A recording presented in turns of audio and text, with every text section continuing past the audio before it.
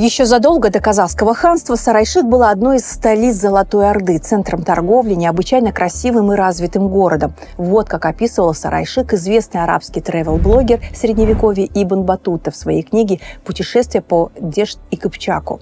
Я объездил весь мир. Оказывается, Сарайшик – самый крупный город после Багдада. В нем расположена ханская ставка. Блистает своей красотой 4 мечети и множество гостиниц. Но меня удивило не это, а система водопроводов. В Сарайшике вода сама приходит в каждый дом. Увидев это, я был несказанно удивлен. И это 1334 год. Но это так, к слову. Любителям покричать мы вам города построили. За свою яркую, но недолгую жизнь в 3 века Сарайшик был дважды разрушен. Первый раз в 1395 году войсками Тамерлана и второй раз в 1580 году. Тогда, будучи одним из самых значимых городов Казахского ханства, Сарайшик был сожжен дотла казаками и уже не восстановился.